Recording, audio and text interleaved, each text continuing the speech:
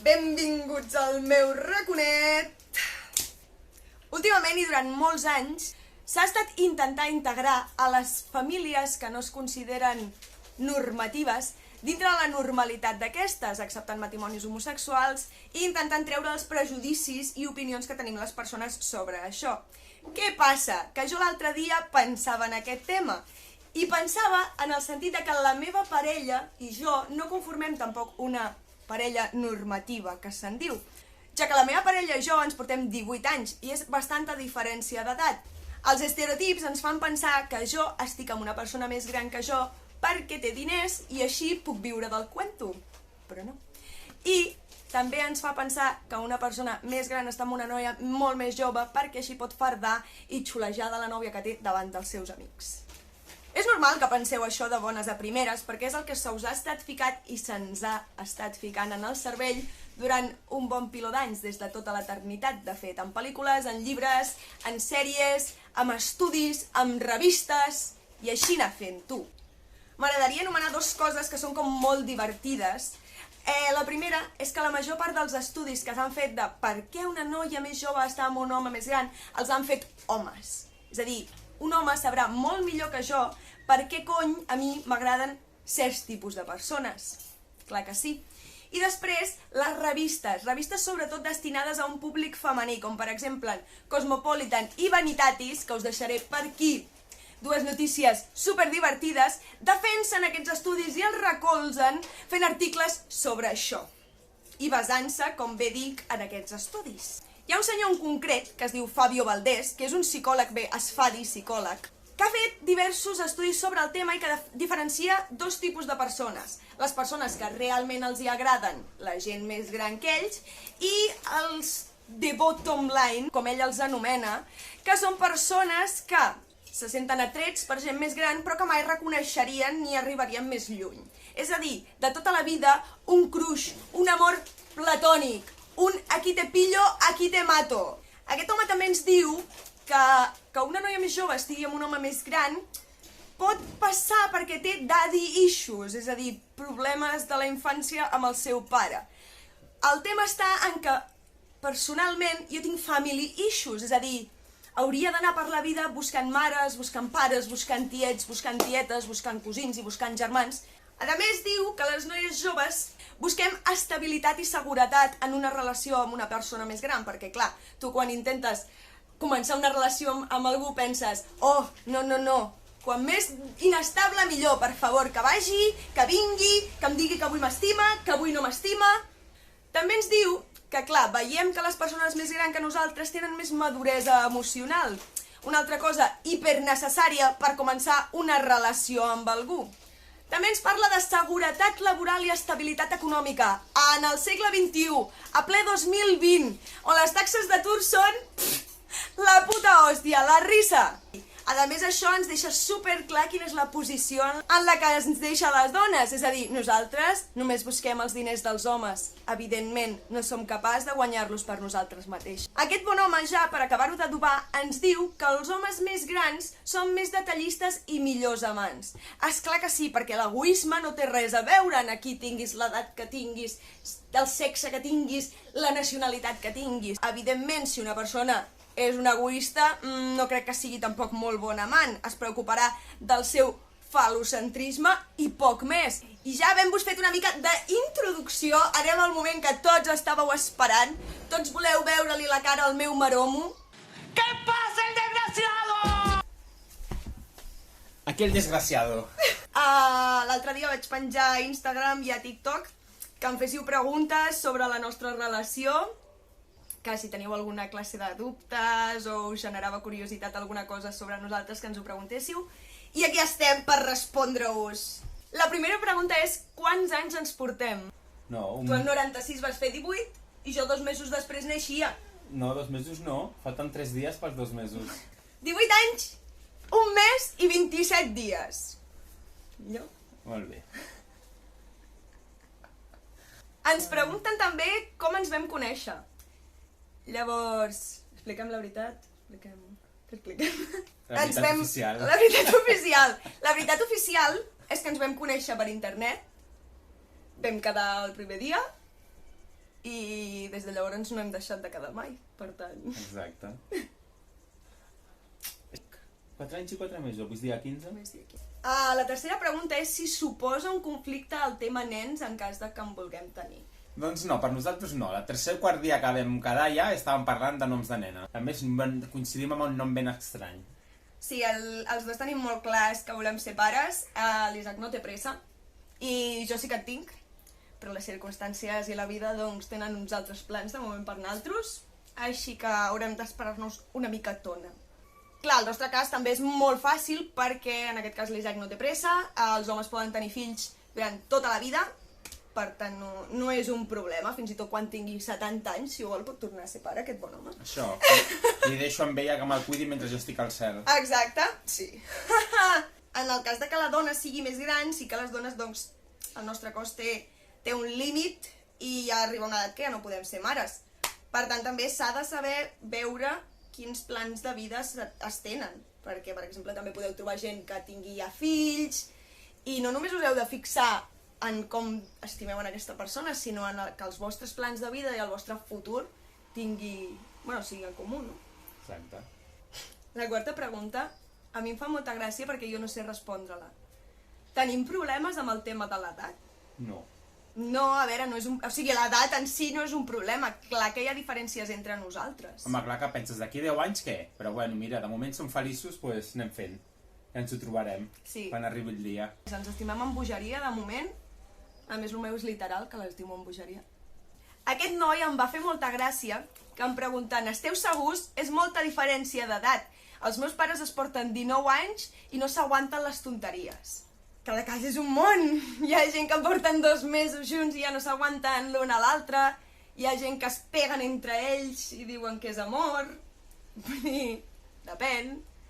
Bueno, mentre tinguis projecte de vida comú, i t'estimis, no hi ha problema. El problema és si es separa el projecte de vida. Jo crec que és molt important el que diem, tenir com un pla de futur, perquè en veritat les circumstàncies són una tonteria, no? O sigui, al final, mentre trobeu un punt mig en el que els dos us trobeu còmodes i no hagueu de cedir tota la vostra vida per l'altra, jo crec que ja està prou bé.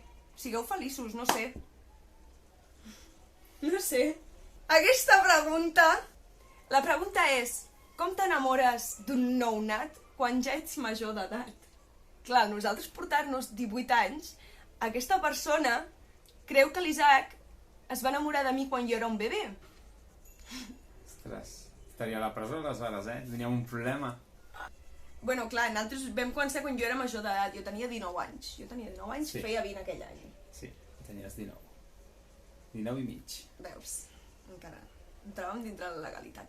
Però, aviam, pensat així, és veritat que és molt creepy, penses, és veritat, val? O sigui, és una majoria d'edat entre nosaltres, però és que no és real. O sigui, matemàticament són 18 anys, però no és una diferència d'edat real. Ni ell té 40, ni jo en tinc 23. Que és el que ens passa a molts homes, no? Que l'edat mental a vegades va cap a la baixa. Però és això, també se descollona, que ets mono. Una altra pregunta és si ens preocupa el futur. No, com he dit abans, a veure, de moment estem feliços, clar que em preocupa d'aquí 10 anys, 15 anys, mira, si estàs sa, no passa res, ara, si té alguna malaltia...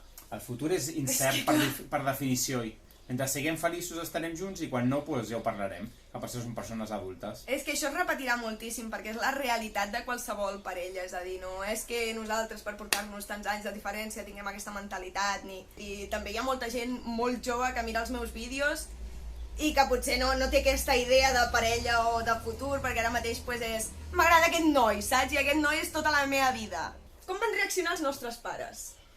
Mira, ma mare, per una casualitat d'aquestes, quan quedàvem al principi, em vaig deixar les claus de casa a l'hotel i tenia que anar a buscar unes coses a casa i clar, va venir la Sílvia i portàvem 3 setmanes.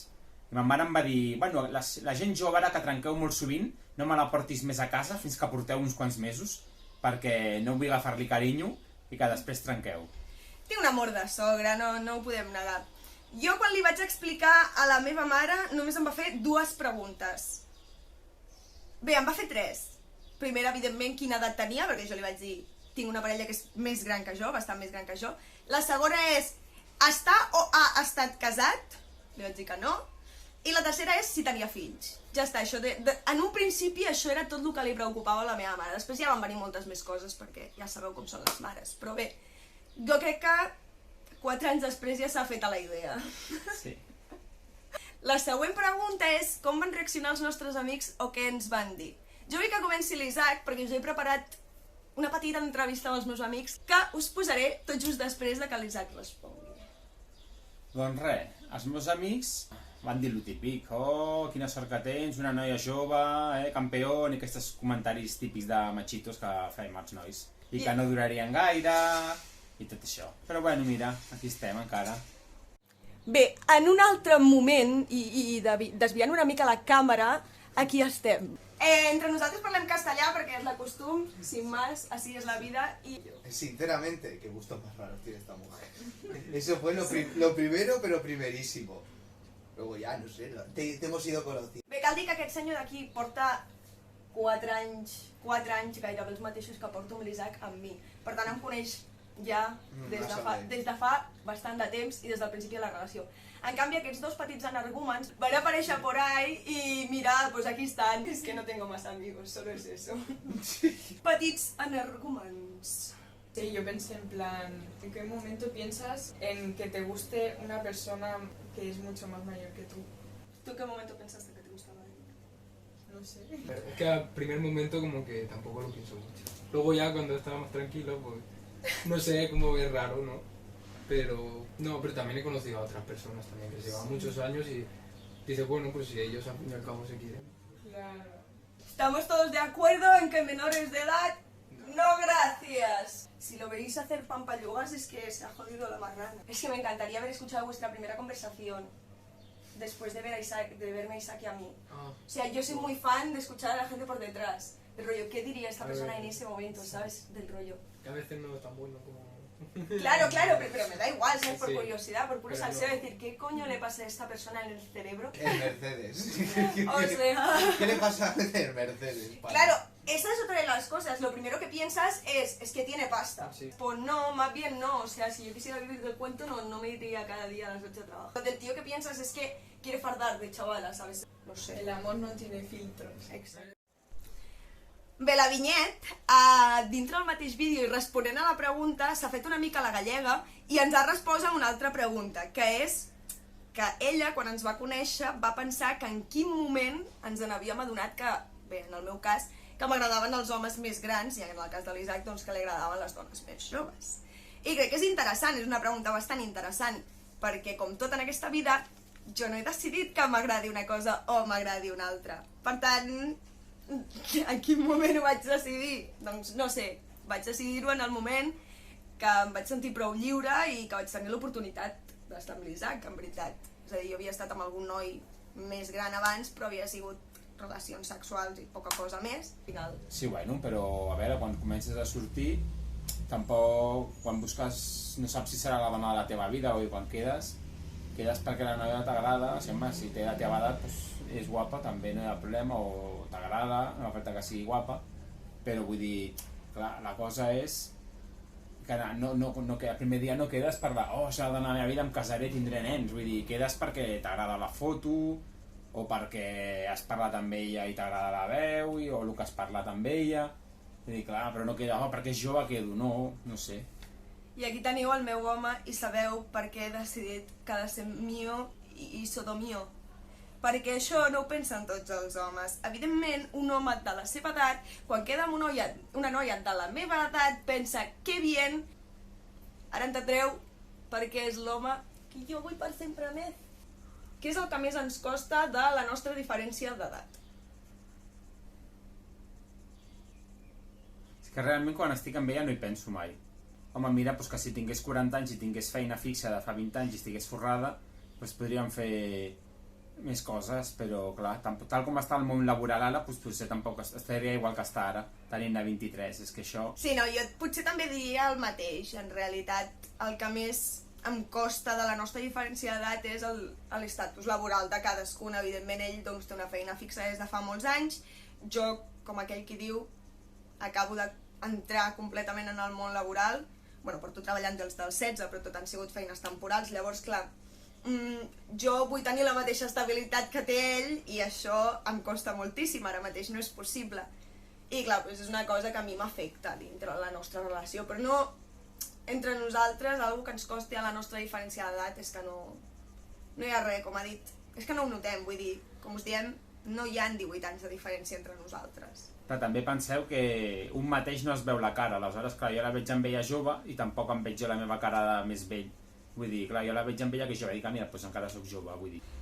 Aviam, jo he de dir que sóc una boomer, com dieu ara, jo sóc una vieja joven de tota la vida, que se n'ha dit. És el que us dic, de les dues bandes es compensa una miqueta i potser que hi ha entre tu i jo 8 anys de diferència, diguéssim, traiem 5 i 5 per banda. Vinga, va. Hem tret 5.